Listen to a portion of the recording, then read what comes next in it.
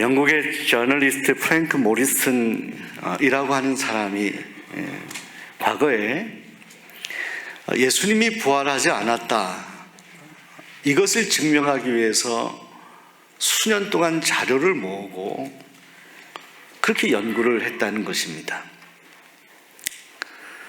그 노력을 그렇게 하고 책을 쓰게 되었는데, 그런데 그 연구의 결과 나온 책 이름이 누가 돌을 옮겼는가라는 그런 책입니다.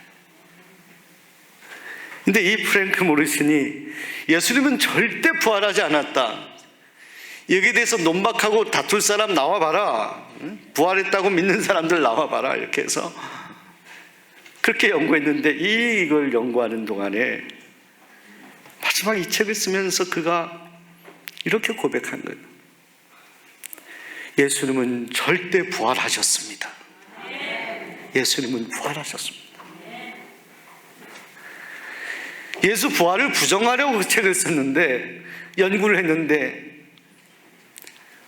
아무리 생각해도 예수님은 부활하셨을 수밖에 없다라는 결론을 내고, 누가 돌을 옮겼는가라는 책으로 예수님이 부활하셨음을 증거하게 되었다는 거예요. 그가 이 책을 쓰면서 얼마나 하나님 앞에 회개하였는지, 그 무신론의 마음이 부활하신 주님을 바라보는 믿음의 사람으로 하나님 그를 꼭 붙들었어요. 그 5가지 논증을 하는데, 그 5가지 논증 가운데 2가지만 여러분에게 소개하겠습니다. 만약에 예수님이 부활하지 않았다면 절대로 초대교회가 생겨날 수 없다, 이거예요. 달리 말하면 예수님이 부활하지 않으셨다면 2000년 동안 교회는 이미 다 씨말살이 됐을 거다. 오늘 저와 여러분이 교회가 부활의 증거라는 것입니다. 또 하나는, 당시에 이 로마 제국의 대단한 황제들이 그렇게 기독교를 핍박했는데, 이 사람들이 다 그렇게 믿는 성도들을 핍박하고 그 얼마나 여러분 잔혹한 박해를 했습니까? 영화 같은 데 보면 동물의 밥이 되게 하고 그 카타콤 그 지하에서 신앙생활을 하죠. 그런데 313년에 이 로마가 기독교를 국교로 삼습니다. 이건 있을 수 없는 일이라는 거예요. 예수님이 부활하지 않았다면 이 일은 도저히 불가능한 일이다. 프랭크 모리슨이 그의 책에서 그렇게 증명을 하고 고백을 합니다. 사랑하는 여러분, 우리가 살아가면서요, 세상의 사람들이 그런 이야기 하잖아. 하나님 어디 있냐, 하나님 있는 것 좀 증명해봐라, 이런 얘기합니다. 이제 5월부터 우리가 매일 전도를 하게 됩니다. 전도로 승리할 줄로 믿습니다. 그런데요, 그때 되면 늘 하는 얘기, 하나님 어디 계시냐고, 당신이나 믿으라고. 그리고 말하고 이렇게 걸어가는 뒷모습을 봅니다. 생명이 있고 호흡이 있는 사람이 하나님 없다라고 그렇게 말하고 가는 걸 보면서 제 마음으로 기도하는 거예요. 제 발로 걸어가시면서 하나님이 살아있다는 걸 스스로 증명하면서도 없다고 하는 수많은 영혼들이 아직 있잖아요. 저는 말해요, 하나님이 안 계시다는 것을 증명해봐라. 부활도 마찬가지입니다. 부활이 없다, 부활이 있을 수 없다, 예수님이 뭐 부활하냐, 이런 사람들에게 저는 이야기하고 싶은 것은, 부활이 그럼 아니었다는 것을 한번 증명해봐라. 프랭크 모리슨처럼 하면 결론은 나와요. 반대 증명하기가 더 어려운 일이에요. 사랑하는 여러분, 우리 예수님은 그 무덤의 권세, 죽음의 권세를 다 이기고 우리 주님은 부활하셨습니다. 이것을 믿는 믿음이 믿음입니다. 복음이라는 것은, 이 기쁜 소식이라는 것은 그 안에 기스가 바로 부활이에요. 예수님 부활. 오늘 여러분들 계란 나눠드리면 혼자 드실 거예요? 나눠 드실 거예요? 아니면 감췄다 나중에 일주일 후에 드실 겁니까? 드시게 되면 계란 안에 노른자위가 있습니다. 어떤 분은 그거 싫어서 그것만 빼고 드시는 분도 계시더라고요. 우리 복음의 가장 핵심 가운데는 그 노른자위는 바로 예수 부활이에요. 예수님이 부활하셨기 때문에 이 모든 일들이, 성경의 모든 하나님의 역사들이 다 증명이 되는 것입니다. 왜? 구약에서도 하나님께서 이미 예수님을 예언하셨기 때문에. 많은 선지자들이 예언하지 않았습니까?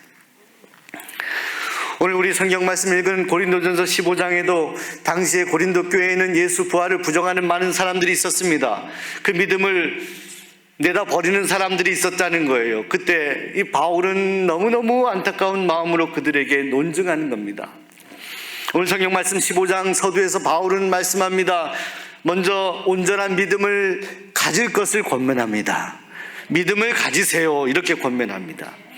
그리고 이 부활이 그저 어느 날 뚝 떨어져서 갑자기 생겨난 것이 아니라 하나님께서 이미 택정하시고 예정하신 그런 일이었음을 말씀합니다. 오늘 성경 말씀에 성경대로 우리 주님이 부활하셨다. 성경대로.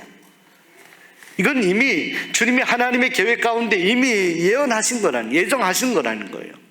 갑자기 일어난 일이 아니라는 거예요. 실제로 우리 주님이 공생의 사역을 하시면서 부활에 대해서 얼마나 여러 번 말씀하셨습니까? 십자가에 죽을 것이지만 내가 사흘 만에 다시 살아날 것이다 라고 얼마나 말씀 많이 하셨습니까? 제자들에게도 그러셨잖아요.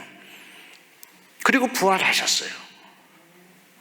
그런데 바울은 이 부활을 목격했던 사람들에 대해서 언급합니다. 여러분, 제가 마지막 학위 공부를 할 때 신약학 쪽의 박사학위 논문들을 고린도서 쪽에 이렇게 찾아보니까 이 15장의 이 부활현현 목록이라고 그러거든요. 이 굉장히 중요한 이 목록인데, 예수님이 부활하셔서 그 몸을 누구들에게 나타나 보이셨냐, 이 순서에 대해서 연구하는 박사 논문들이 있어요. 바울은 말씀하기를 예수님이 부활하신 것이 몇몇 소수들에게 아니라 주님은 이런 사람들에게 부활하신 그 몸을 보여주셨다라고 말씀합니다. 첫째로 게바는 베드로를 말씀합니다. 주님은 부활하셔서 베드로에게 그 거룩하신 몸을, 부활하신 몸을 보여주셨습니다. 특별히 우리가 기억하는 것은 요한복음 21장에 부활하신 주님께서 베드로에게 나타나셔서 말씀하십니다. 내가 나를 사랑하느냐? 3번이나 물으셔요. 주님의 그 상처 입은 부활하신 몸으로 베드로에게 대화하신 거예요. 베드로가 어쩔 줄 몰라 합니다. 주님을 배반했던 자기, 마지막 주님을 부인했던 자기 자신이 너무나 부끄러우니 그런 베드로를 주님은 용서하시고 그 부활하신 거룩한 몸을 보여주십니다. 베드로뿐만 아니라 제자들에게 주님은 나타나셔서, 이 제자들은 예수님께서 죽으신 이후에 그 소식 때문에, 이 예수와 연루된 것 때문에 자신들이 어떤 피해를 당하거나 어려움을 당하지 않을까 해서 저들은 꽁꽁 문을 잠그고 숨어 있었는데 우리 주님은 그들에게 나타나십니다. 너에게 평강이 있을지어다. 주님은 제자들에게 나타나셨어요. 게바에게, 제자들에게 나타나셨다. 그 다음에 500여 형제들이라고 하는데 이 500여 형제들에게 일시에 나타나셨다라고 말씀합니다. 부활하신 주님께서. 한두 사람이 아니에요. 500여 형제들, 아마 승천할 때 주님을 목격했던 사람들일 것으로 추정합니다. 그들에게 주님은 부활하신 몸을 보여주셨다라고 그렇게 말씀합니다. 그런데 그 다음에 목록이 중요합니다. 그 다음에 야고보가 나옵니다. 이 야고보는 예수님의 형제 야고보를 말합니다. 그런데요, 성경의 요한복음에 보면 이 예수님의 형제들은 예수님이 사역할 당시에요, 믿음이 없었어요. 예수님을 믿지 않았어요. 여러분 가운데, 여러분의 가족 가운데 예수 믿지 않는 분 때문에 마음 아파하는 분 계신가요? 힘을 내시기 바랍니다. 예수님의 가족들도 믿지 않았어요, 예수님을. 그런데 그 야고보가 예수님의 부활을 경험하고 완전히 달라졌어요.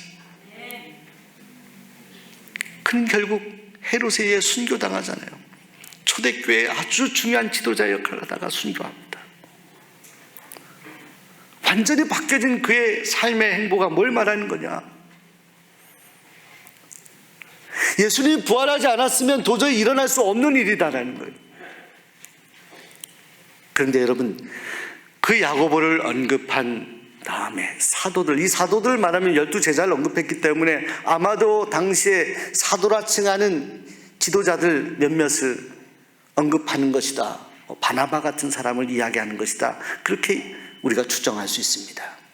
그 사람들을 다 언급하고 나서 마지막으로 바울이 이야기하기, 그런 부활의 주님이 내게도 보이셨습니다. 내게도 보이셨다. 내게도, 나 같은 자에게도. 그럴만하죠. 왜? 사도 바울은 예수님과 정반대의 길을 가고 있었던 사람이에요. 반대의 길만 갔다라는 것은 그저 표현이 그럴 뿐이고, 예수님을 믿는 사람들을 핍박하고 죽이는데 모든 힘을 다했던 인생이 바로 이 사람이었어요. 그런데 그런 바울에게 어느 날 다메섹 도상에서 예수님 믿는 이들을 핍박하러 가는 그날도 가는 길인데 다메섹 도상에서 강한 빛이 비춥니다. 사울아, 사울아, 왜 너가 나를 핍박하냐? 나는 너가 핍박하는 예수다. 그 빛을 쬐이고 부활하신 주님을 만나고 음성을 듣습니다. 그 다음부터 바울의 인생은 완전히 다른 인생이 되는 거예요. 말할 필요도 없어요. 성경이 증언하는 거예요. 그가 그렇게 열심히 예수 믿는 사람을 핍박하고 그렇게 욕하며 다녔던 인생이었는데, 그가 다메섹에서 주님을 만난 이후에 완전히 다른 사람이 되는 거예요. 생명을 걸고 그 예수를 전하는 사람으로 변화되는 거예요. 여러분, 바울이 바보입니까? 바울이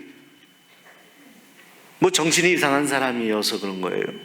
바울은 지식인이었습니다. 당대 유대인들 가운데도 유대인들로 기득권을 가진 사람이었고 사내들인 공의회 회원이었어요. 그는 사람들에게 지식인이라고 존경받는 사람이었고 부족함이 없는 사람이었습니다. 그는 지금으로 말하면 기득권을 가지고 있었던 사람이었어요. 그런데 왜 그가 기득권을 버리고 왜 예수라는 존재로 인해서 그가 예수 때문에 자기의 생명을 걸고 선교하는 사람이 되었냐, 이거예요. 그 이유가 뭐냐, 이거예요. 야고보와 바울의 변화가 우리에게 이야기하는 건 무엇을 말씀하는 거냐는 거죠. 저들이 예수님의 부활을 목격하지 못했다면 저들은 그런 삶을 살아갈 수가 없어요. 그저 편안하게 누릴 거 누리면서 살아가면 되는데 왜 그 좁은 길로 가고 고생하며 그 힘든 일을 합니까? 자기를 죽이려는 많은 사람들의 그 핍박과 위협 가운데 바울이 왜 자기의 생명을 걸고 선교를 하느냐고요. 나 같은 이에게까지 그 거룩하신 몸을 보이시고 나를 용서하신 부활의 주님 때문에 그 감격을 바울은 가슴판에 새긴 거예요. 우리 그런 찬양 있잖아요. 왜 날 사랑, 왜 날 사랑하나, 왜 날 사랑하나, 주 예수 갈보리 가야 했나, 왜 날 사랑하나. 하나. 도저히 바울이 이해할 수가 없어. 나 같은 사람에게 어떻게 주님이 나타나시냐. 주님의 은혜를 경험하고 나서 도저히 이해할 수가 없는 거예요. 어떻게 나 같은 인생에게 주님이 오시지. 나는 예수를 핍박하던 사람이었고, 나는 예수를 원수라 생각하던 사람이었고, 나는 버림받아 마땅하고, 나는 심판받아 마땅한 존재인데 어떻게 부활하신 예수님은 나에게 오셨지? 내게도 보이셨는지라. 이것이 바울에게 너무 한량없는 은혜가 된 거예요. 바울은 고백합니다. 사도 중에 제일 작은 나에게, 원수된 나에게, 내게도 주님이 보이셨습니다. 그 거룩하신 몸을. 이것이 나를 향한 하나님의 은혜입니다. 이 고린도 교인들에게 그걸 이야기하는 거예요. 그래서 오늘 10절에 나의 나 된 것은 하나님의 은혜, 내게 주신 그의 은혜가 헛되지 아니하며 내가 모든 사도보다 더 많이 수고하였다. 이게 바울이요, 사실은 그가 사역을 하면서 먹지 못하고 자지 못하고 여러 가지 강도 위험과 매를 맞고 그 여행할 때 수많은 고생을 했던 고난 목록이 있는데 그것을 이야기하잖아요. 다른 사도보다 더 수고한 거 많아요. 그런데 왜 그러냐면 나 같은 존재를 부활하신 주님이 만나주셨다는 그 은혜를 감당할 일이 없어요. 감당할 길이 없어요. 그래서 더 땀을 흘리고 목숨을 걸고 열심히 사역을 한 거예요. 주님의 은혜 갚으려고. 그런데요, 내가 모든 사도보다 더 많이 수고하고 라고 표현한 다음에 그 다음에 이렇게 고백합니다. 이것도 내가 한 것이 아니라 오직 나와 함께 하신 하나님의 은혜입니다. 이렇게 고백합니다. 하나님의 은혜입니다. 내가 한 게 아니라는 거예요. 진정 하나님이 하셨다. 그걸 진심으로 고백하고 있는 것입니다. 바울은 하나님이 하셨다. 부활하신 주님을 목격하고 만나고 나서 그 모든 일들, 고생스럽고 힘든 일들, 남들이 볼 때는 저 사람이 왜 저렇게 살아가지? 근데 이 모든 것들을 하나님이 주신 은혜로 하게 되었다. 여러분, 바울을 향한 하나님의 은혜가 어떤 것일까요? 구체적으로는 그를 용서하였다, 또 그를 사랑하였다. 근데 조금 더 깊이 들어가면 바울이 원수 되었을 때 예수 믿는 사람을 핍박하는 동안에도 하나님의 은혜의 시간표는 이미 작동하고 있었다. 그가 딴짓하고 죄를 짓고 잘못된 길로 가고 있는 동안에도 이미 하나님이 그를 향한 은혜의 시간표는 작동하고 있었다. 여러분, 우리 주변에 우리 가족이나 우리 주변에 이렇게 보면 왜 이렇게 저렇게 살아가나, 왜 이렇게 하나님 뜻을 버리고 저렇게 살아가나 하는 생각을 하게 하는 분들이 있습니다. 그런데요, 이 사도 바울을 선택한 하나님을 생각하면 우리는 다 알 수 없어요. 세상의 바깥에 있는 사람, 우리가 알지 못하는 그런 사람들에게도 하나님의 은혜의 시간표가 작동되고 있을 수 있다는 거예요. 그 증거가 무엇입니까? 내게도 거룩하신 주님의 부활의 모습을 보여주셨다. 이게 은혜예요. 이게. 사랑하는 여러분, 그 부활하신 주님을 내가 목격했는데, 내가 보았는데, 그래서 내가 생명의 복음을 전하는데 부활이 없다라고 믿음 없이 살아가는 이들은 어찌 된 것입니까? 고린도 교인들이요, 믿음을 가지십시오. 주님은 부활하셨습니다. 수많은 이들에게 보이셨습니다. 사랑하는 여러분, 우리가 미국에 아주 충격적인 트라우마가 있죠. 9.11 테러를 기억하게 됩니다.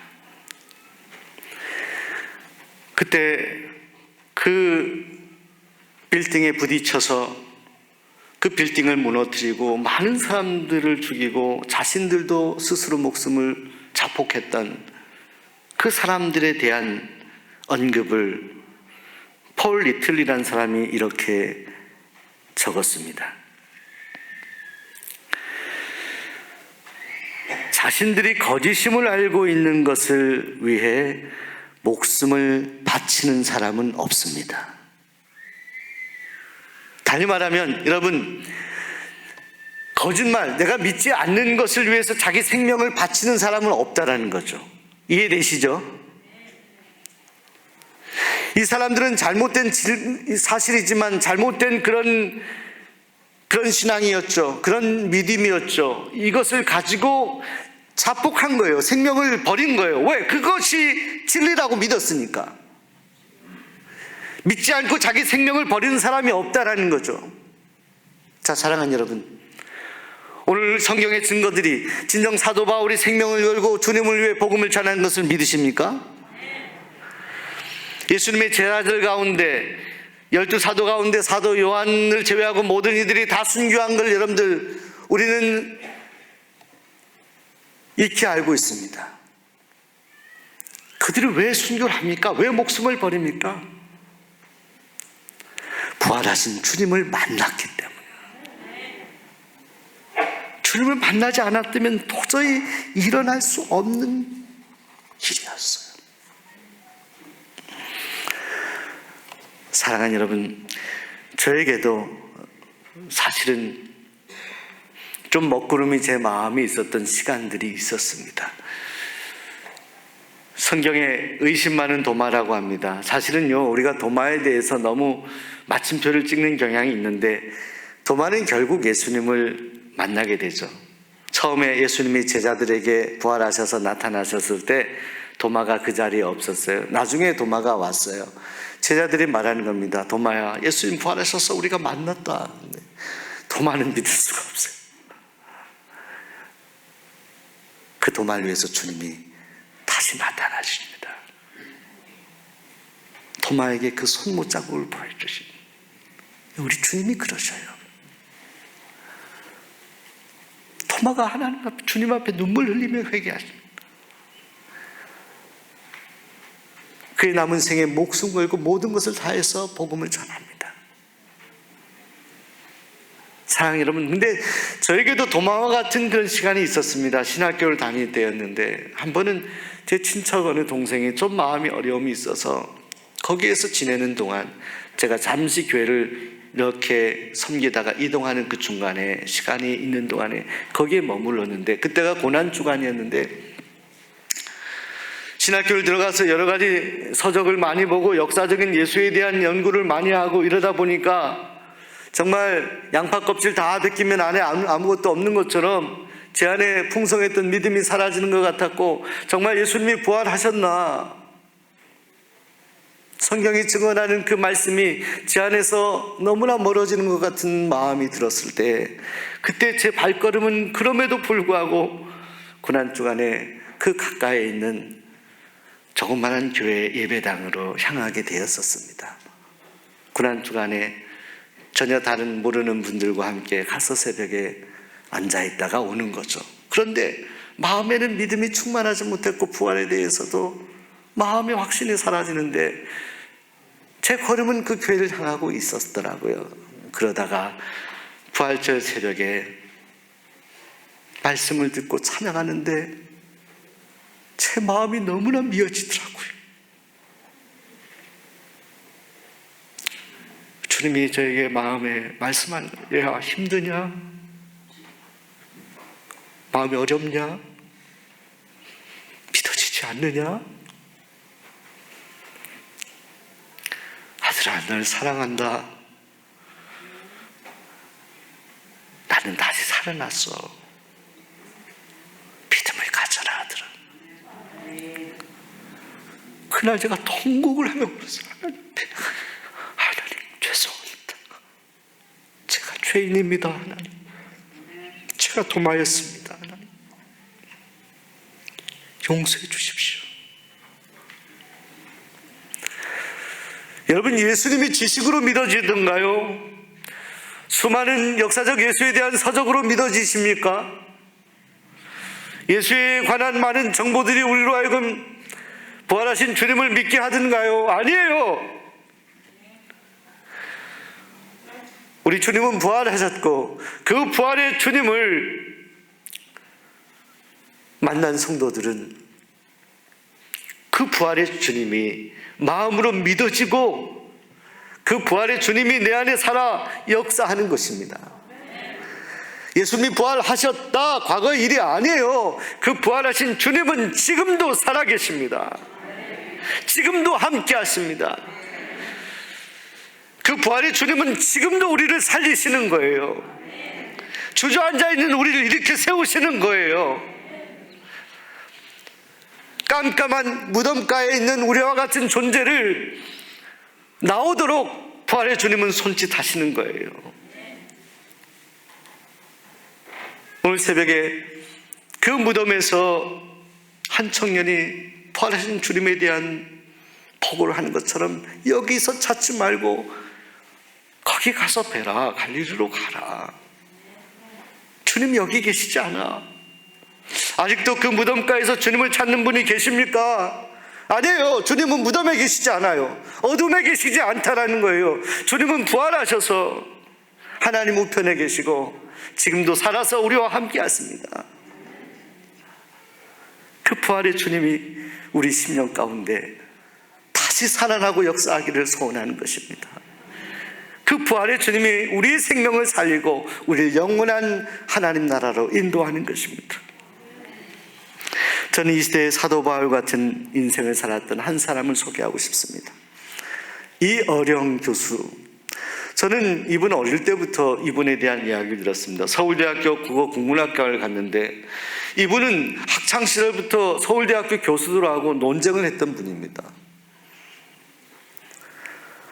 소위 그가 바라보는 어떤 시각 이런 부분들은 아주 시대를 초월하고 아주 천재적인 그런 학자이며 교수였습니다.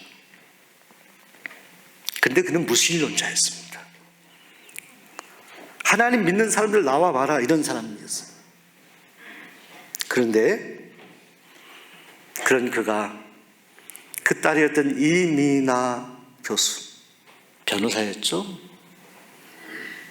그 딸이 미국에서 거주하는데 여러 가지 어려움을 겪는 가운데 한 번은 눈에 망막에 이상이 있어서 앞을 보지 못할 수도 있다라는 소식을 듣고 그가 미국에 갑니다.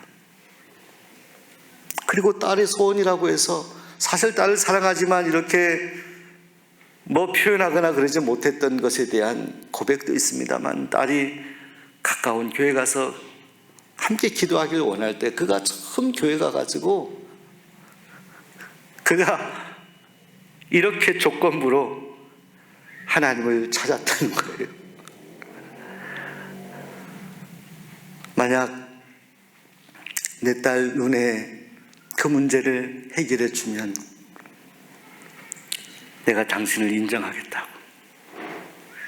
그런데요, 그리고 나서 그 이미나 그 딸이 한국에 와서 검사 받는데 눈에 보니까 망막에 큰 문제가 없는 거예요. 미국에서의 검사가 잘못된 건지 하나님이 고치신 건지 다 알 수는 없지만 문제가 없이 앞을 볼 수가 있는 거예요. 근데 이때 이 이어령 교수의 마음속에는 그냥 자기가 해석해서 신앙적인 관점에서 하나님이 고쳐주셨다 이렇게 하지 않고 그냥 철회해도 되는데 마음속에 그렇게 기도했던 것에 대한 약속을 지키고 싶은 마음이 아주 강력하게 들었다는 거예요. 그런데 그 이후에 그 사랑하는 딸이 하나님의 부르심을 받습니다. 그 똑똑하고 잘난 딸이, 눈에 넣어도 아깝지 않은, 정말 아프지 않은 그 딸이, 그리고 그 딸의 손자까지 천국에 갑니다. 이때 이 지성인이 하나님 앞에 무너지는 거예요. 하나님 앞에. 그가 무너지는 거예요. 마음이. 그 하나님 앞에 회개하게 됩니다. 그리고 얼마 전 올 2월에 그가 하나님의 부르심을 받죠. 암으로. 한 2년 전인가 진단을 받았는데 그 그때는 그에게는 믿음이 생겨서 이제 나이가 많고 하기 때문에 이것 때문에 항암 치료 받지 않고 나이가 많은 내가 온 그곳으로 다시 돌아가겠다 생각하면서 오히려 기자들을 초청해서 내가 이제 얼마 후에 이렇게 대화하고 내 이야기를 한 것이 이것이 마지막이 될 수 있을 거다. 그 죽음을 기다려요, 그냥. 그리고 마지막 그가 집필해서 나온 책이 마지막 수업, 라스트 클래스. 이 수업, 마지막 수업이라는 책을 써내는데 그가 암 판정을 받고 투병하던 중에 쓴 책입니다. 그런데 이 책에서 그는 이렇게 고백합니다. 지금까지 모든 것이 내 것인 줄 알았는데 받은 모든 것이 하나님의 선물임을 깨닫게 되었습니다. 지금까지 난 모든 것이 나의 것인 줄 알았는데 그게 아니라 선물이었다. 은혜였다. 그리고 하나님의 부르심을 받았어요. 자, 사랑하는 여러분, 오늘 부활의 주님을 바라보시는 여러분, 그 부활하신 주님의 그 생생하신 음성이 들리십니까? 그 주님의 모습이 보이십니까? 그 주님이 여러분 곁에 계심을 느끼십니까? 자, 부활하신 그 주님을 느끼는 오늘 우리들이 고백해야 될 동일한 고백이 무엇일까요? 오늘 이여정 교수가 마지막 호흡을 멈추기 전에 주님 앞에 진지하게 고백하였던 그 고백이 아닐까요? 사도 바울이 자신 같은 나에게도 보이신 그 주님을 생각하며 고백하였던 그 간증과 고백이 아닐까요? 모든 것이 하나님의 은혜입니다. 이 고백이 부활하신 주님을 바라보는 여러분의 심령 깊은 곳에서 고백되어지기를 소원합니다. 그 주님의 형상이 여러분의 가슴판에 새겨지기를 소원합니다. 부활하신 주님은 여러분과 여러분의 손을 잡고 여러분이 힘들고 어려운 고단한 인생을 살아갈 때에도 여전히 여러분을 응원하며 여러분의 손을 잡고 여러분과 함께 저 아름다운 천국으로 동행해 주실 것입니다. 기도하겠습니다. 하나님 아버지,